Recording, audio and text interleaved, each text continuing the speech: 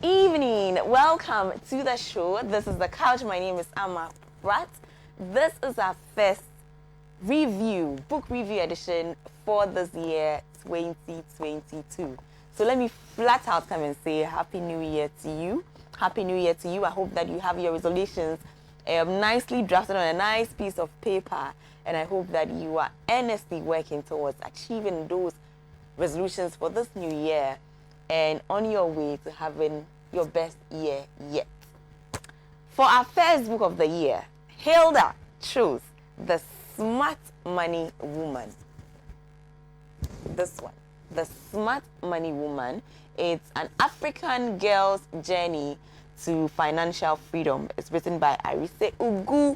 There we go. This one. Now, interesting stuff, you know. In the spirit of New Year resolutions, financial freedom is everybody's dream, you know. And if you're a girl, you know, more reason to have financial freedom at the top, you know, of any list that you have. And so, in the spirit of New Year's resolutions, I agree with Hilda. This would be one of the best choices that we could make for a book, you know, for review to start us off and give us an energetic boost to the new year. Welcome to the show. Hey, boo. Hey. Happy New Year. Happy New Year. You look amazing. So do you. You look amazing as always. Yes. How are we starting the new year? Tired. Yeah. Tired? Tired. I was not expecting that. I know. Tired. But we are psyched. We are psyched. Yes. We are psyched for the new year. We are indeed psyched for the new year. Yeah. Hilda, why this choice? Well, as you said in your introduction, you know, when the year is rounding up, we all come up with what we want to do better in the coming year. So we come up with resolutions. I have stopped putting down resolutions. No, because I prefer to do the goal thing. Right. So instead of doing, I break it down, have a whole plan, which I break it down into bits. And I don't stress myself to doing, But then again, it's the norm for most people to have New Year resolutions and trying to make their life better in the new year. And 2022, I said, okay, why not start with something that is like we are all striving to achieve? Because at the end of the day, we work hard, but we also want to play hard. Don't we? You know, we want to have that balance. Right. And in having that balance, so many things come into play. But you have to have the money, you know, the finances to be able to play hard. And most often it is assumed that when you have a good job, which is paying well, then automatically you can play hard, you can ball, you can chill with the big boys. You know, that song, you can bamba. Yeah, that song was like a national anthem throughout December. Right. You know, but this book, you know, tells us that there is more to it than just having a good job, just marrying into the right family, just being connected to the right people to have it all. This book tells us about finance, but in a fun, you know, exciting, relatable way. And you know, I'm always the practical person. Right. So I said, okay, why don't we start with this? Right. I actually got introduced to this book by a friend of mine who is also my personal banker. Right. On the book, she introduced me to the series. So the book, I watched the series. There's a series to the book on Netflix. So I started watching the series. She was like, "Oh, I've seen this series, and I think that you will love it, and it's really good." And with her banker mind, I know where she's going, and I'm like, "No, you can." I knew where she was going with that. I mean, the best way to give somebody a message is allow them to go and watch it for themselves. So I watched it, and I'm like, this is something, you know, because for one, whilst even I was watching for entertainment, I realized that I was learning something. And to me, it was great. And I think I got you to go and watch it as well. So I think that was it. And then I was like, no, I needed a copy of the book. because I mean, I can't always go back and then go and say, okay, what did they say here? Or how was this handled in this way? So I said, oh, let me get a copy of the book.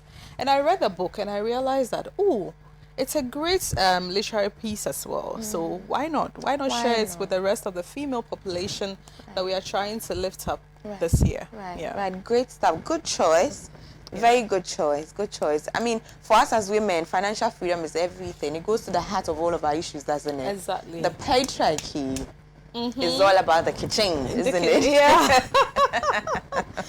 It's all about the kitchen. Yeah. Because if you don't have financial freedom, you don't have power. You and don't if have. you don't have power, you are susceptible to everything. Anything. So great choice. Yeah. I would like to start us off by just reading something just caught my attention. Okay. The dedication. It's very simply put. She says, "For my daughter Zikora, I hope this inspires you to live life fearlessly." Right? Yeah. I hope this inspires you to live life fearlessly. It's everything. It's everything. It's everything for me. Yeah. Because as women, we really do live life fearlessly. I mean, fearfully. Don't we? Yes. We do. Because so much depends on it. Yeah. So much. Exactly. Our life, I don't know, but each step we take, whether you are a single person, you are a young person who is single, you're a young person who is attached to someone, whether you are married, whether you are divorced, whether you are widowed, every day a woman wakes up, there's some amount of fear that she's trying to overcome. And the dedication, I love these things, dedications, acknowledgements, and all these things. It just tells you that there's more to the book than just save 10 CDs every day, and then you become rich. Honestly, for me, it introduces me to the mind of the author. Exactly. It's like an introduction for me. I'm particular about dedications and acknowledgements and things like, because it gives me an introduction to the mind of this person that I'm about to get to know. Exactly. And for her to dedicate a book to her daughter and to say to her that I hope that this inspires you to live life fearlessly, immediately tells me that as women, finances go to how we live our lives and how we express. I mean, if you have the money to bamba, why would you be fearful? Yeah. But if you don't have the money to bamba, you'll be fearful. Everything you do is hinged on money. On money. I mean, Bible says that money answereth all things, right? But the love of money is the root of all evil. All evil. And I mean, in the book, we get to see all facets of women and how they relate to money, how they thought of money, how they handled money, and what they became after having some knowledge of money.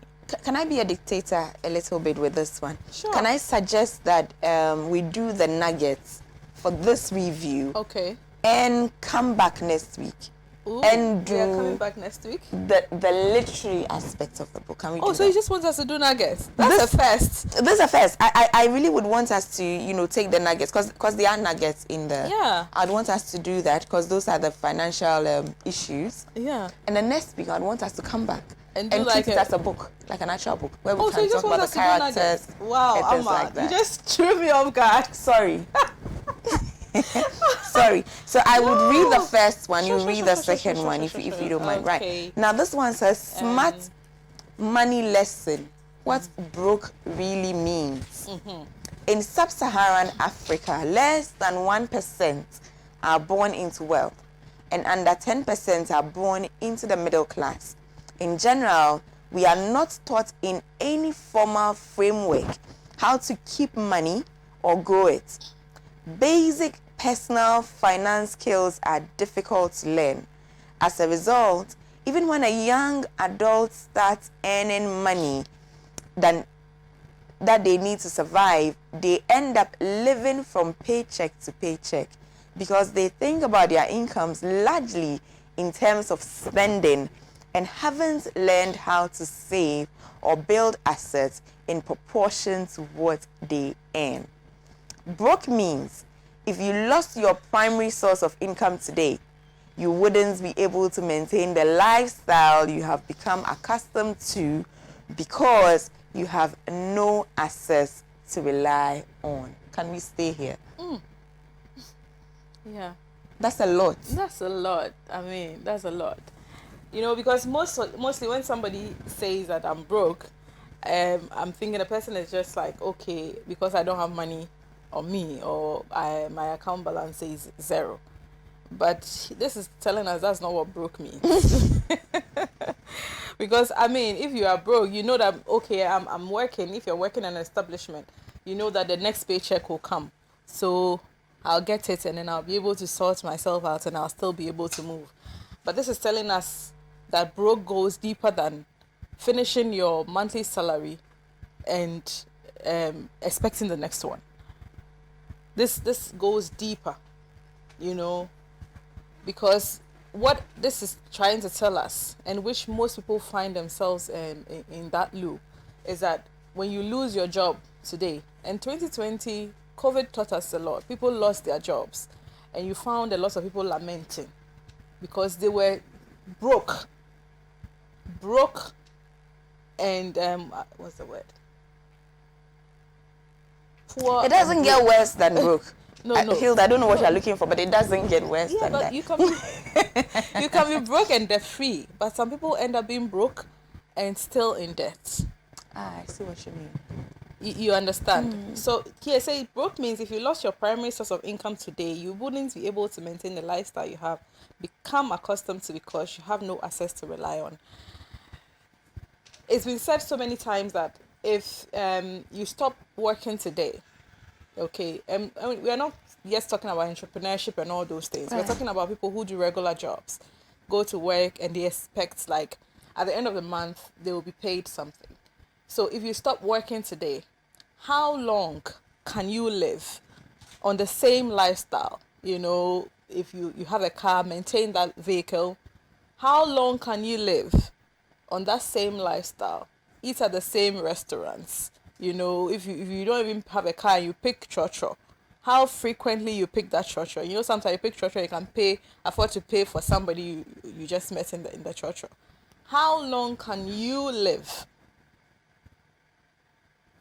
without having to ask somebody for money? That's the technical definition of broke. That's the technical definition. So let's unpack. Let's unpack this. So first of all, we are looking at lifestyle. Yeah. The lifestyle that you have now. Very important, because it's not just about the lifestyle that you have. It's also about if you can support that lifestyle should the finances cease coming in. Exactly. So shouldn't that be the test that you use to decide your lifestyle? Well, it should be. I mean, but that this lifestyle that I have today, let's practicalize it, right? Let's say regular, person who works 9 to 5, right? And you decide that, let's say a guy, like I use a barber that requires me to pay in dollars, because I have friends who cut their hair and they pay in dollars. They live in Ghana, right? So that's your choice. So where I cut my hair, I pay in dollars. That's your life. Because it's a lifestyle choice. You could get the same haircut for 7 cities, 5 cities somewhere else. So this is a choice that you've made, right? So this is what you do. I have lunch here every day. So lunch probably costs me anything between 100 and 150 cities. That's lunch. I have somebody I take my stuff to the laundry every week. I have somebody I have a company that does my cleaning.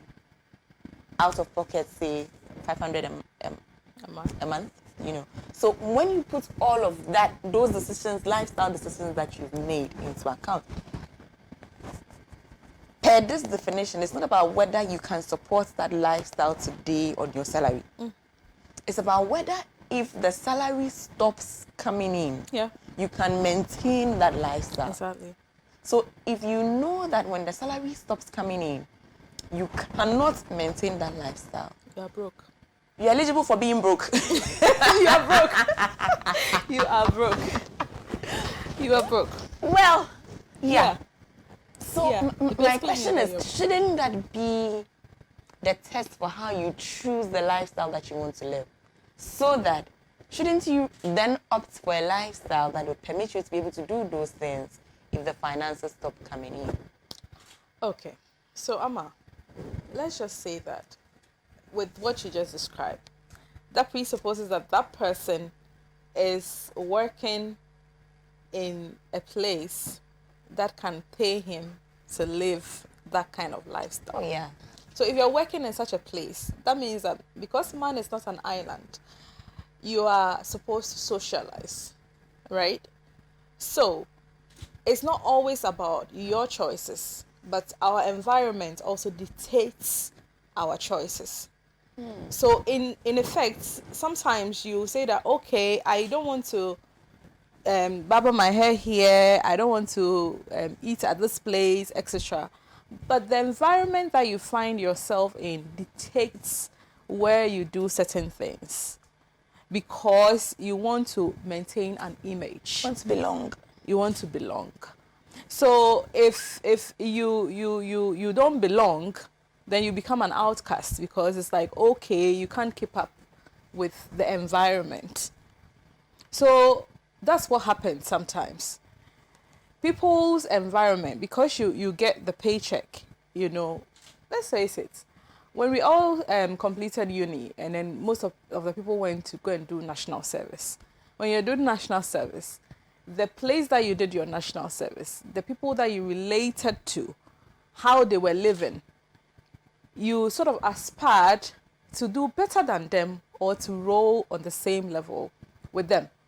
If you were working in a bank and you did your national service in the bank, you see all the bankers. I did my national service at the bank. Yeah, moving to and fro and driving the cars and everything, without necessarily asking the question that how are they able to finance those lifestyle? You want to be like them. You know, it's like, oh, I'm dreaming that I'll also I want to be like these people. Drive my own car, have an apartment, whether I can afford it or not. Oh, if you're even blessed, then maybe a banker who has been in the system for like 50 years invites you to a party in their home. You go like, whoa, so this is the life. I want to bumper. So then you know, without really thinking about it, your environment start dictating certain things to you. And it takes a very strong person who has, you know, a personal will, you know, to say that, okay, this is how I want to live purposefully because I know that I have to save for the future. It says that for as long as the earth remains, seed time and harvest shall not cease. Seed time means that you have to sow something to be able to reap something. So if people understand that in finances, you can't just be rich overnight, even though there are get-rich schemes out there. You can't just be rich overnight. That most of these people have built their wealth over a period. Then they can have that prudence to say that, okay, why don't I try to learn how they did it the right way? Okay, and also put in steps or measures to make sure that I can also get there. Right. By not just jumping in and then, you know, just swimming in it. What you say is so important, and I'll tell you, in the bank that not where I did my service, where I actually worked, the bank that after my service, because where I did my service is different from where I worked. Okay. You know, so after I did my service with one bank, I ended up with another bank. So in the bank that I worked, there was a policy of not giving car loans to people who hadn't worked for a certain time. Oh, wow. Yes, so you had to have been in a bank for a certain number of years to actually qualify for a car loan. And I remember having a conversation with one of our managers randomly about it, that why that policy? Because I had a colleague who was yearning for a car. Yeah. You know, he was in a supervisory role. He didn't have a car. His subordinates, us, we had car. We had cars. And so it was a little, so I was like, oh, but why don't you just give him, you know, a car loan, right? And it was explained to me that no, it's in his interest that he builds up a certain nest for himself, that youthful exuberance of coming straight from school and getting a job, that all of that dies down, before, and the wisdom of that sank in when he eventually chalked the number of years, got the car loan, and in less than a month had an accident. Ooh. With that car that required some crazy amount of money. Then it made sense to me why. And I remember one of my managers saying, Amma, do you see? So yes, perhaps sometimes it's time that even our environments help us. And I'll give another classic example of the environment helping with finances. Myself, another colleague of mine, a friend of mine that I went to uni with, we ended up in different banks. So I was in bank A, she was in bank B. Now, young girls out of uni making some good cash. So she suggested, why don't we move out and, get our own apartment? Mbamba. Right? And it was so fascinating for me. The thought of it, 2 girls living in their own apartments, big girls, all of that. And I remember going, home and saying to my mom, me and my friend, we are thinking of getting our own flat. She said, why don't you just get a round? What's a round? She's like, a flat will not help you. Get a round. Right? Because it was a no. Because we didn't need it. Yeah. She came from a good home, big house in Jowulu, had her own room, last born. It was just her and her parents. But did not need it. I did not need it too, right? And so it didn't happen. Because I'm sure she went home and her parents loved her out of the situation too. But that would have just been a expense that we both did not need. It might have complicated other aspects of our lives. Yeah. In the process. I mean, 2 young girls, So you are right that the environment can push us into making wrong financial decisions, but it's also important that the environment also helps us, because I can speak for myself. At the time, I was driving a car from home. I didn't need to buy a car. I lived at home. I didn't need to pay rent. I didn't need to pay electricity. I didn't, so the chunk of the salary could be saved as a safety net for you. Yeah. But these are all expenses that another person would make that would leave that person potentially liable for being broke too early. If the person looks at your lifestyle and decides to engage on your level. Exactly. As against recognizing their own situation, for what it is. So yeah, that's an absolutely great point to make about the environment and the role that it plays. When you were giving your examples, right. One thing came. You stated that the supervisor wanted a car because some of the subordinates were driving. Right. Now, if this supervisor had gone ahead to maybe had found other means of getting the car because he didn't want to look like out of place. Hey, right. my subordinates are driving. Why not me? You understand? Not knowing the background, you had the car from home. You understand? You didn't buy that car. No, I did not. But I mean, so that's the thing is that most people look at other people's lifestyle and they want to mirror it, not thinking about where those people are coming from and where they are coming from.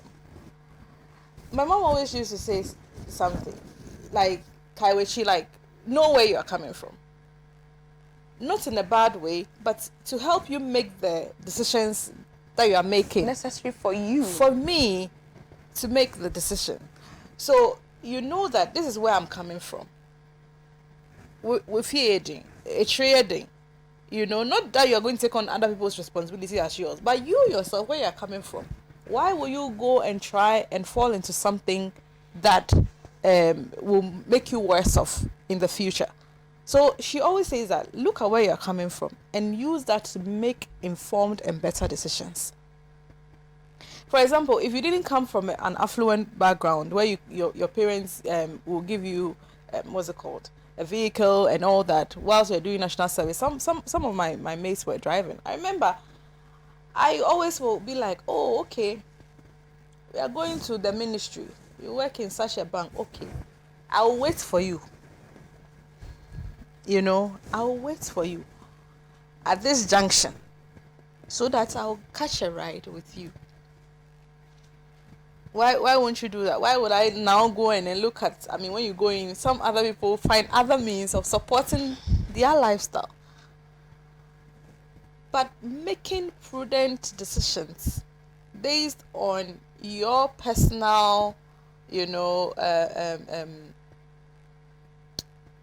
choices, your personal inclinations, your personal values is very, very important than looking at the.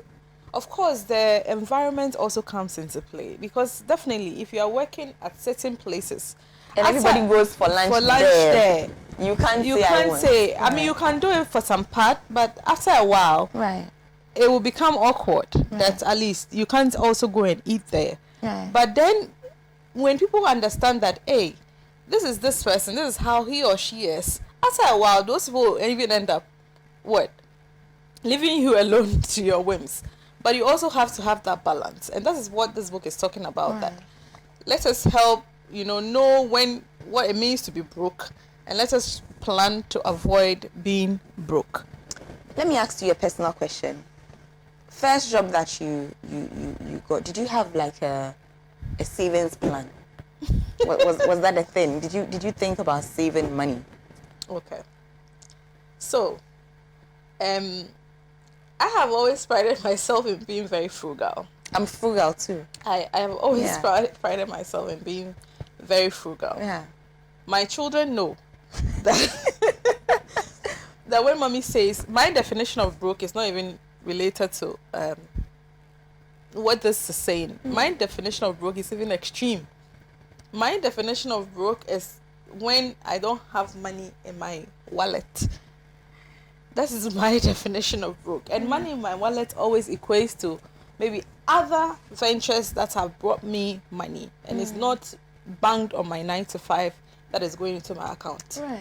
So if I don't have money in my wallet, or like expendable income, like cash that I can use, then I'm broke. That is my definition of broke. And it's good that you asked. I think that before I got my first job, I was doing better with money. Yeah. Before I got my first job, I was doing way better with money. Because I remember I had this uncle, that I used to go to over the weekends to help him in his house and all that. And then he gave me money. Anytime I went there, he would give me money. And then one day he was that kind of uncle who always makes snide remarks about things that you're supposed to do. He's trying to advise you, but he says it in a way that will make you look very, very foolish, that you have not even thought about it. So I remember there was this time that I think I went to his house, and then they were eating something. I don't eat kenke, and yeah, every weekend in his house they eat kenke. And there was nothing. And I had just gone there like 2-3 times. And he had noticed that anytime they are eating kenke, which I'll help them do the serving, the pepper and all that, I'll just go outside and go and buy some rice, that they were selling at that time. Then I'll come in and I'll come and eat. And then I'll be happy. So one day he was like, hey, this is how poor people live. So you're trying to tell me that a young girl like yourself, if we are eating kenke and you can't eat, there's no gari for you to eat. Then you have to go and buy rice. Why? Because I give you some small money. like, oh, I felt so insulted. In fact, I cried. I said, I'll not go to this man's house again. Why, common rice, how much is the rice?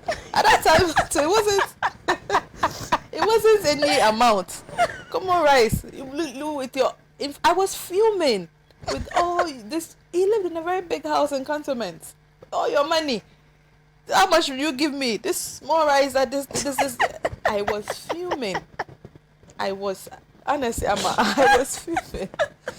This is somebody who was in uni. I just gone to uni first. So fresh out of SS. I mean, I'd just gone to uni first year, and I was trying to, and then you give me some small money, which I was using as my pocket money, and everything. And he made that statement, but he lived with me. Then he sent me. He wasn't done, no. He wasn't done. So he had this post on his door. Every morning in Africa, a lion wakes up. You know that post? A gazelle wakes up. Yeah. It knows it has to run faster than the what? So I've forgotten but that quote. Right. I know the quote. Live with well. me. I'm trying to. Yeah. So he asked me to read it. He said, "You are a very intelligent girl. Read this. Next week when you come," and I had no intention of coming to his house next week. He said, "Next week when you come, I want you to come and explain to me what the statement means. That every morning in Africa, a lion wakes up. It knows it has to run faster than the slowest gazelle, or it will starve to death. Every morning in Africa, a gazelle wakes up. It knows it has to run faster than the slowest lion. It will be killed to death." What does it mean? It's like, who is this? My head. I'm not even coming to your house because of your small. Because of your small. I don't eat cake. I don't eat cake. What? Small rice that I'm buying. I don't want to. Right. But I went home and then still ranting to my mother, this, and that man was very respected in the family. Right. He sounds like a very wise man. Very. He died before I could thank him properly. That's one of the people in my life that shaped my idea of money, finances, and everything. And my mom was like, "Oh, this man, he went to school in Germany. This German," she even complicated it. This is German training. She even complicated it. I was like, what is this German training? I'm like, I'm serious. So, at that time too, I was not on campus. So I had to... I had to be shuffling up and down, right. Legon campus and everything. I was looking for somewhere to perch, but it wasn't applying. I'm serious. You're talking about money and laughing at me. Gosh, this is how we're going to start the year. Sorry, Hilda. Sorry, go on. I always tell you that one day I'll tell my story. It will be a very hilarious one. So I went to school, and in my philosophy lecture, one of the professors, I've forgotten his name, came that day also talking plenty. And then I remember that we had a TA called Sebastian, and then he said, we're doing ethics, morality and law. So in that class, then he asked the TA to give an example. And then he got up and said, Sebastian is a fool. I was like, isn't the TA called Sebastian? Why is he saying Sebastian is a fool? I mean, that became his name throughout the course, of course, students. Right. Sebastian is a fool. But as the lesson was going on, and the man was explaining what ethics is, what morality is, and then interestingly, in that class, the man also made that quote about every morning in Africa, that thing. It connected. And it was like every day, we had to make a decision whether to be alive or to be dead. Then he ended by this quote by J.J. Rousseau, which is always my favorite quote. Man is born free, but everywhere he's in chains. So I was very confused at the end of the lesson, but it made me start thinking, what is ethics? What is morality? What is law? What do they mean by man is born free? Everywhere is in chains. And thankfully, I like reading. So I went back, those days we didn't have internet, social media that you can be. You just Google and keep it going. Keep it going. Right. So I went to my grandfather, also a man of wisdom, spoke. And then I opened my first account with ADB. So I went back over the weekend, and then I sat with my uncle. He gave me more insights, and then he said he actually increased whatever it is that he was giving me, because I went back with him with a plan. I told him, okay, I have identified a bank. I'm going to open an account, blah, blah, blah, blah, blah, blah. So he gave me seed money for my account. But as I was saying, when I started earning money, I fell into the lifestyle thing. National service was when I started earning money, like proper money. Right. Even though what my uncle was giving me, I treated this as an income then. So I was saving, saving. It was later on that I realized that just putting your money in a savings account is actually not doing anything. The money is not working for you. You have to invest the money. So when I also joined the bandwagon, we are buying food here, then I also go and buy. We are going here. I have my own money. When I come home, and I have always been a picky about what I eat. So when I come home, and then I had totally forgotten about that incident in Cantonment. About the Gary incident? Yes. I had totally forgotten. Now, and when I go into SS, I will take Gary and bring it back. Because I just couldn't see myself as me. What made the Gary for what? You understand? I had totally forgotten about it. And everything. Then I got a proper job. No, before that, I went into a hibernation. After a national service, the people are kept. And then others are let go. That reality hit me. I was trying to go to London. It didn't work. I was bounce visa. I was a woman, came to home very, very suicidal. I was home. Now I didn't have any money. National service cannot. Shit. I couldn't go to UK. I was so depressed at that time. I was just there. Then I was like, gosh, what am I going to do? How am I going to come out of this? I went back to the savings account I had left. And then I realized that at the whole time that I had left that money, so for my uncle died, unfortunately, when I was going to year 2 in uni.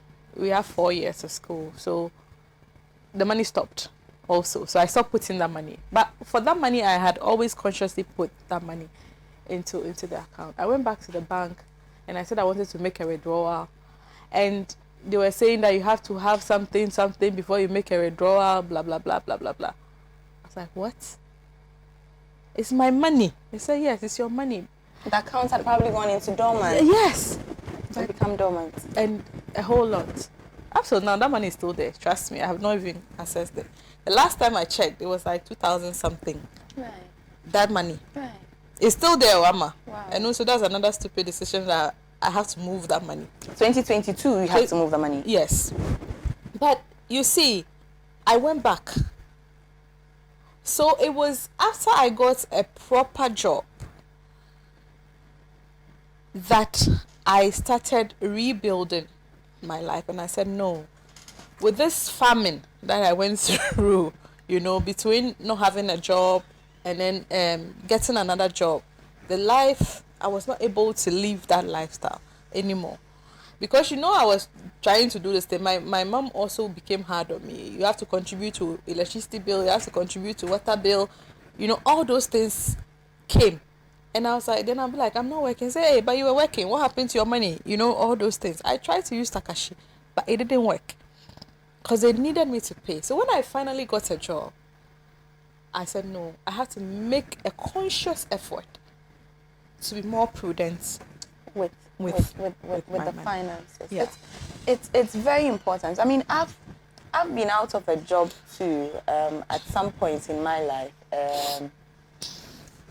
Of course, mine was self-imposed. I decided that I was going to go back to school, and so I left the job and went back to school.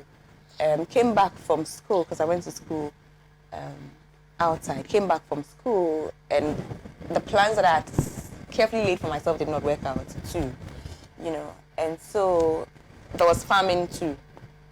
In between schools, out of job, and it's in those moments that you remember your savings. Yeah. It's so interesting when you said that. I just smiled in my head. I was like, wow, I've experienced this. Not that in my case you need it for survival, but to support, like you're saying again, lifestyle. Because as a human, as a normal, rational human beings, there are some things that I don't think it's possible to ask anybody for. Yeah. I mean, if you have a head on your shoulder and you have a conscience, there are some things that you simply cannot, So absolutely, savings are very important. But more importantly, investments are important, because if it had been an investment account, it would not have gone dormant. It will still be there for you when you are ready. Exactly. And your money would have been working for you. Exactly. So just to throw in a little financial tip, this is what I do. When I was doing my national service at the bank, I invested a specific amount within my savings account. So let's say 1,000 cedis. Let's just say, for saying 1,000 cedis. So that 1,000 cedis will be running around. So it looks as if the account is active, even if it's not.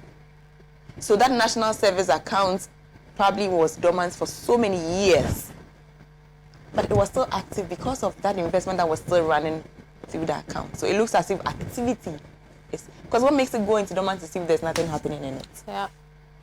So I mean, that's a little tip that if anybody is watching is interested, helps keep the account going. And Amma, we could have looked for a financial institution to sponsor today's show, because we are doing their work for them.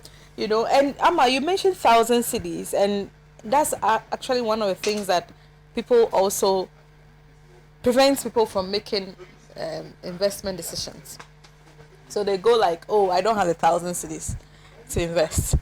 So let me come this thing. When I was coming back, I realized that my deposits that my uncle was giving me at that time was 1 million. 1 million is how much now? How much is that? 100 cedis. 100 cedis. So I was just putting 1 million. Wait, so my uncle was giving me 1 million. I was just putting. No, but then it was a lot of money. Because national service allowance was how much? Yeah. So 1 million, 100 cedis, 100 cedis, just 100 cedis was what I was depositing. Now, now with all the financial knowledge I don't do 100 cedis. But whenever I give birth, and I'm sure when we talk about the book as a book, we'll go into that. But whenever I give birth to any of my children, what I did was I remembered that 1 million, the 100 cedis. So whatever it is that is given to them on their naming, I take that as a seed and then open an account for them. And then I have put a standing order that I'm dashing them, not dashing, I say it's a paying them 100 cedis every month out of whatever I earn. And then that, as you're saying, is rolling. Why? Because I know that if my mom had that insight, when she was younger, and she was just putting maybe 10 cedis, that would be 10,000 then, 1 cedi, 1,000 then in accounts for us, we would have had something, to fall on or something. But even with that, I'm not putting in that my children will come and take it and go and spend some day. Oh, no. But it's just to say that if something should happen, I know that whatever school that we are putting the children in now, we wouldn't just want to drastically uproot them and say that, hey, you can't go to this school, come and go here where it's free because things have happened. Today we are broke. Exactly. So 100 cedis every month. 100 cedis every month. And then it's an investment account, so the money is working. But you see, it adds up. It adds up. It sounds so small, it adds up. It adds up. It adds up. Yeah. And thank you for bringing that up. I was just going to say this.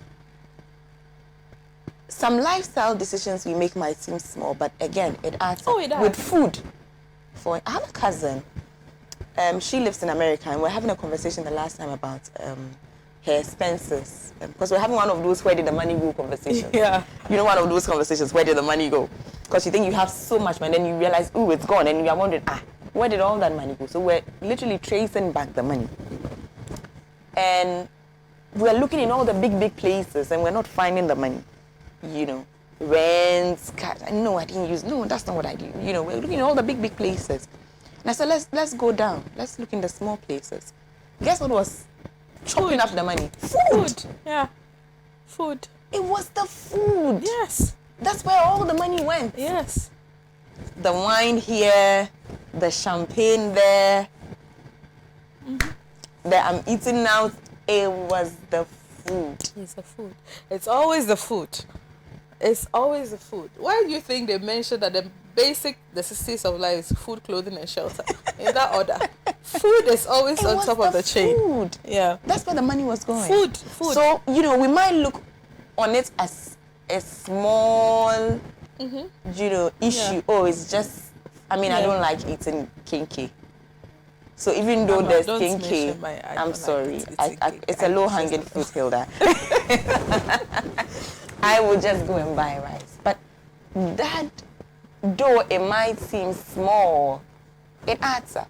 It does. It really, truly does. Add up. It does add up. And you know now, currently, I remember I was talking to someone, and then I was telling her that you need to store up food when it's available.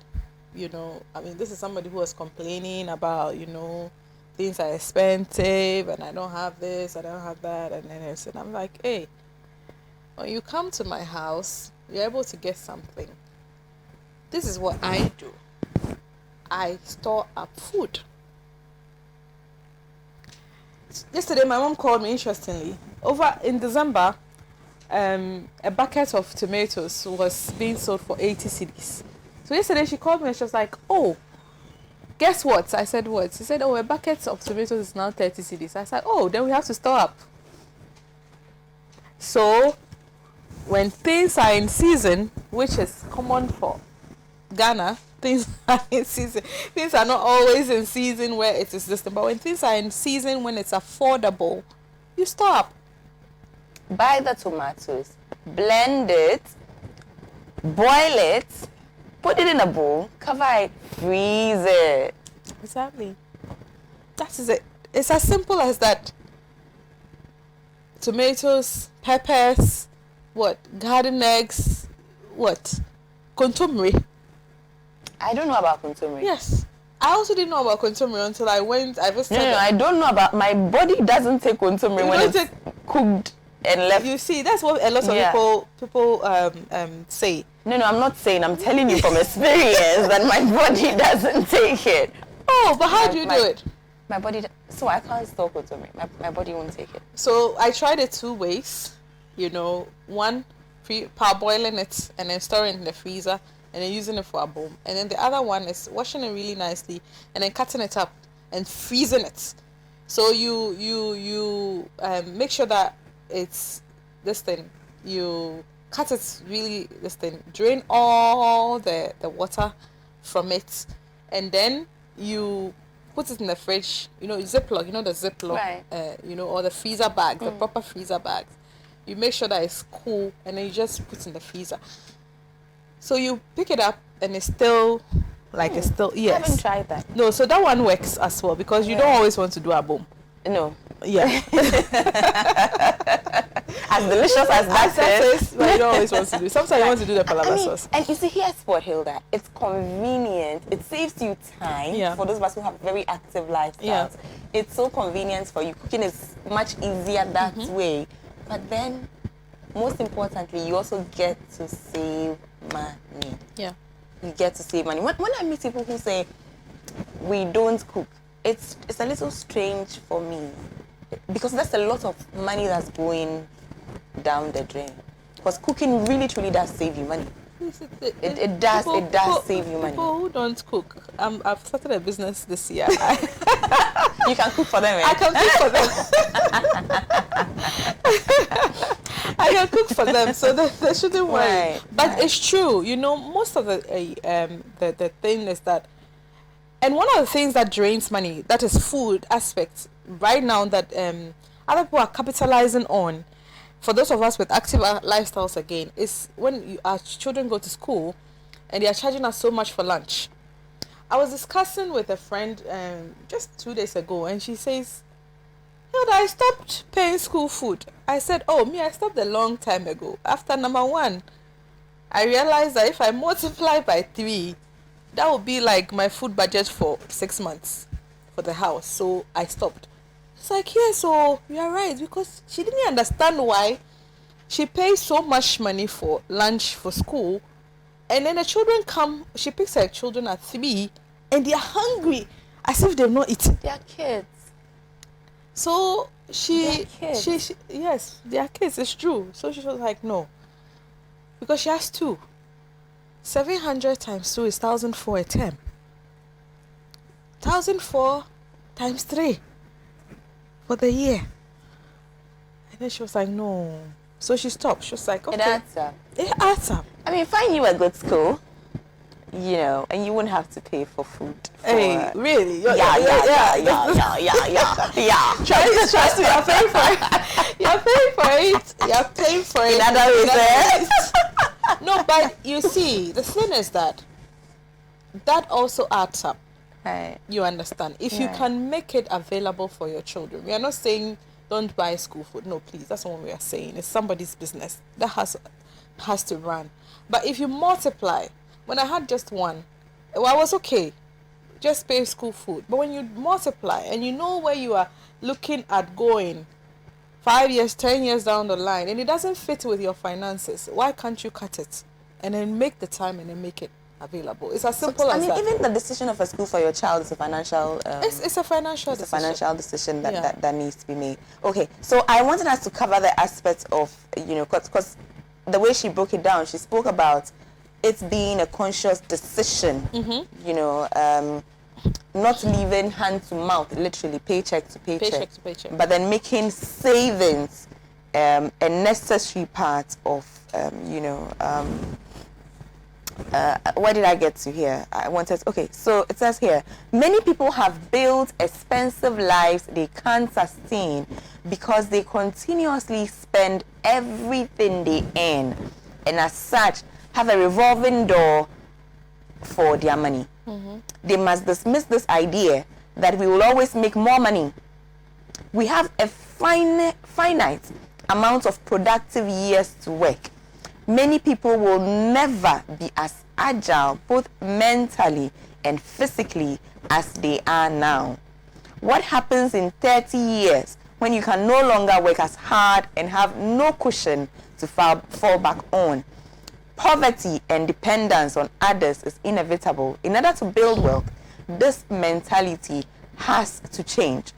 Developing a wealthy mindset requires the understanding of the concept that the way you spend, invest, and manage 10 naira is the way you will spend, invest, and manage 10 million. And it's absolutely right. Because as I was saying, when I started earning money, I thought that, monthly income is discipline, coming, isn't it? It's coming. It's so discipline. Yeah. Plus, the old man was gone. There's nobody to check me on this thing. So, But it's discipline. You know, the way you spend, let's put this in our currency, 10 cedis. spend and manage 10 cities is the way you spend and manage 10 million if given to you. It's a discipline. There have been all sorts of rules trying to get people to spend, to save. You know, take 80% of your money. I think that the last time Roland and I was here, we spoke extensively about, spending, having a travel account and different this thing. Right. But it is a conscious effort. And 2022, if you're watching us, we want you to make a conscious effort that kitwe biensa. You can go to the banks. They have products as little as 10 cedis, that you can do.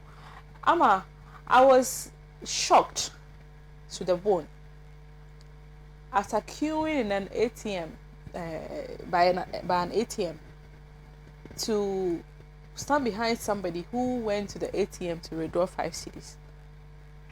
This person stood there, check balance, check this, you know that thing that you are in a hurry, you just want to use the ATM. And in my mind, I'm like, boss, you could have just asked for 5 cedis, I would have given you.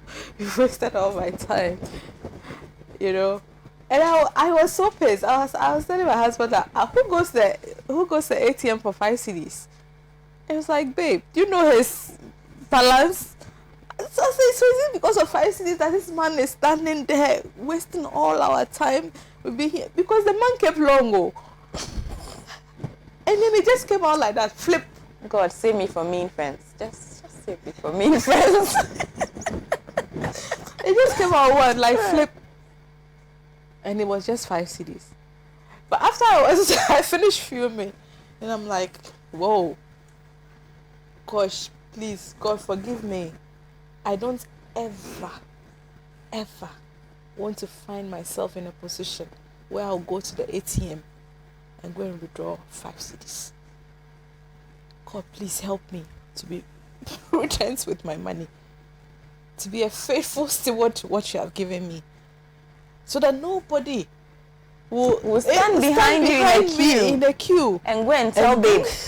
No, maybe that I will not be that fortunate. But the person would have said, sister, right? I will not be that, and I'll be so embarrassed. But right. it set me thinking, and so immediately I was like, no, I have to start teaching these children now. So my husband went to buy them this susu, thing, the susu box. They are not being given money now, but any money that you find lying around, and that's all. What? I'm confused. Any money they find lying around. We thought that we were just, these people would not do it. Any money you find lying around, put it in the box. There was this time I had put money down for my mom to buy something. My mom came and said, where is the money? I said, I put it here. He said, I have looked everywhere. I said, call Clenham for me. Have you found it? Oh, mommy, it was lying around, so I put it in the box. I said, I mean, see, this is what they mean by being ambiguous law. It's terrible law. So any money you find lying around, just put it in the box. Okay. And no. So I was like, oh, that explains it. Like, I put it into this here, like intending before I realized it's not there. Yeah, it was lying around. So I called them and said, mommy, you said any money we find lying around. So mommy, by now we have a lot of money in our box. I was like, gosh. So we had to reverse and said, now coins. Any coin. Any coin you find lying around, put it in the box. You people can be terrible judges. I'm telling you, you should never, ever. That's why we are not judges. You should never be. No, but ever. Such terrible. No, it was that drastic, But so it's hard than I didn't have lose money on me. The way my mommy tagged me for her money, because she had to go and use her own money to buy, and that money was the money I needed her to use for that particular thing, and it has been put in the box. Yeah. And the box too can't be opened. Of course not. So we had to reverse it. But it made us, know that, okay, these people are now learning something about money, Then they talk about, oh, mommy, I want to eat pizza. You know that thing? Can I have pizza? Can I have this? Can I have this? So one day I also sat him down and I'm like, okay, imagine that mommy makes 10 cedis an hour. If I spend the whole day with you, how much is pizza? Oh, mommy, it's 83 cedis at this. He knew all the prices of pizza from which sharp which destination. I said, okay, so how long does mommy have to work before making the money to buy pizza? So he did the calculation and said, okay, this is how long you have to work to make pizza. I said, okay. So today I'm sitting in the house, I'm taking care of you guys. Can you pay me so that I buy you the pizza? Oh, mommy, just take the money from the account. I said, which account? Do you even know your account number? Oh, mommy, but you say you are saving money for us. I said, yes, but I'm not. I'm working for you right now. So can you pay me to buy you pizza because you want pizza? Then he goes like, but I don't have any money. I was like, exactly. So that is why mommy has to go and work so that mommy can buy you pizza. Okay, mommy, then tomorrow when you go to work or you're coming back, you buy me pizza. I said, okay, it's not getting in. Let's do it again. How many pizzas do you want? Mommy, buy 2 packs. Okay, so how long does mommy have to work before you get 2 packs of pizza? He said, so. I said, okay, fine. Okay, what else do you want? Gave me a long list. I said, okay, so how long does mommy have to work before you get all these things? Okay. Mommy, tea roll is finished. Can you get me tea roll? I said, oh, good. Add it. How long does mommy have to work to be able to buy a tea roll? Mommy, so you're trying to tell me that you have to work to pay for everything? I was like, yes. Of course. Because at first I was having so much of a trouble telling them to measure tea roll because you just do like this. They just do like that and then scatter the whole place and I'll be talking. But that day, the two of them, 8 and 5, I didn't know they picked so much. Like, we're having fun with it. Like, they're trying to calculate how much mommy will have to do and anything. So after they did all that, now, if they're asking for something, they'll be like, okay, mommy, if we do this and we do this and we do this, can we have this? And I said, no problem. So long as you believe that it's a good use of the money at that time, we can have it. They've realized that the money doesn't come cheap. So right from the get-go, we need to instill the discipline. And you also become, they also become a check on you. So I was saying that I also just like, my husband was saying that, oh, they learned from you. This pizza here and this, they pick from you. I won't eat kinky, I won't eat kinky, I won't eat that and this. this. I remember my mother-in-law came and I was asking my children, what do you want to eat? I said, Hilda, what are you doing? Whatever is home, they must eat. I was like, oh, mommy, but if we have this thing, and because I know me myself, I don't like picky. I'm like, yes. So then she goes like, no, it will become a challenge. So I was like, okay.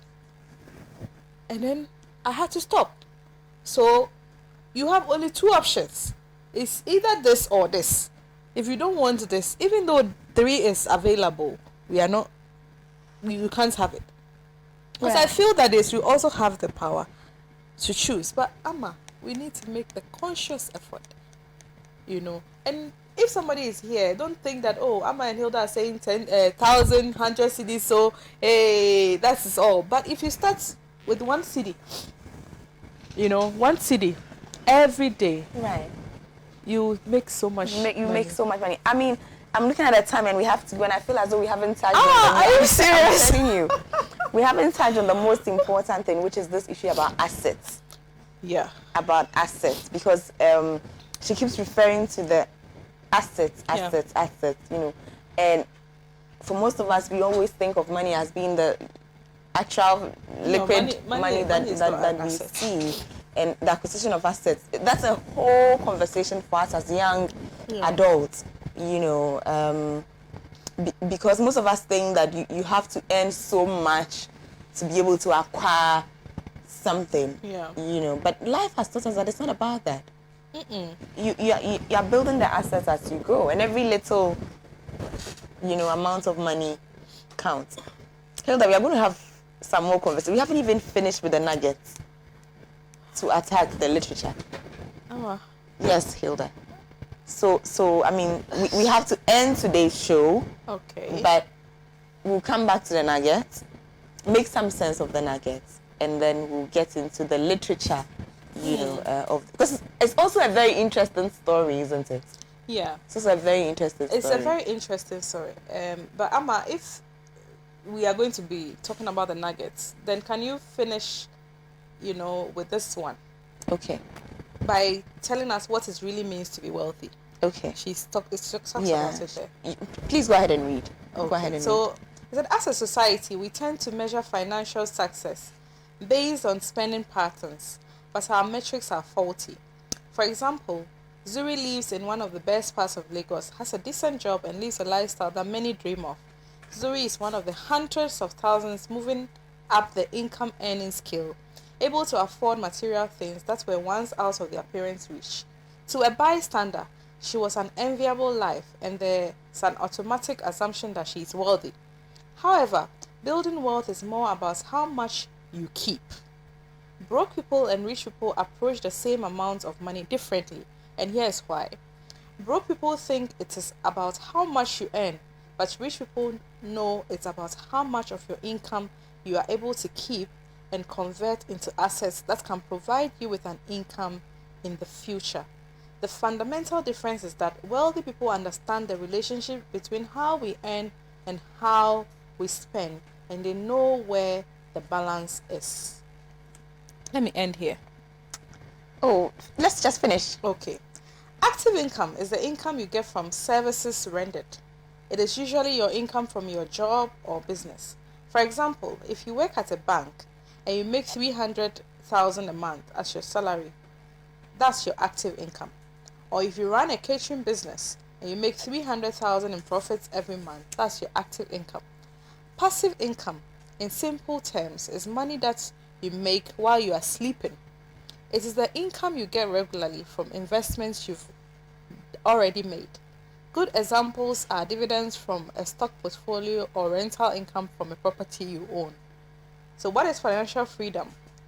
It is when passive income exceeds your expenses. Ideally, the goal is to get to a point where the assets you've accumulated can pay you enough of an income to pay for your lifestyle. For example, rental income from a property you own can buy you a car or a holiday to the south of France, or the dividend checks from your stock portfolio can buy you a Chanel bag. Beautiful. Beautiful. We can end the show now. Beautiful. I mean, so many things to talk about. So many. We'll do that next week. We'll do that next week, right, Hilda? So many. Absolutely. So, The Smart Money Woman, that has been the book that, has us in conversation today, this one. The Smart Money Woman, this is a book that we are reviewing. We'll be reviewing this for a while, I guess. There's so much in here that we can talk about. We haven't even touched the story itself. We haven't looked at the characters, the plot, the theme, things like that. We are just going by the nuggets, the financial nuggets, in this book. Already, I'm digging the conversation. I hope you are too. We end our show today. Do make time to join us next week. Let us finish. Hopefully, this will start you off to a great 2022, where all of us will end the year being financially free, so that we can all bamba with a big voice. Have a great evening. I'll see you next week. Bye.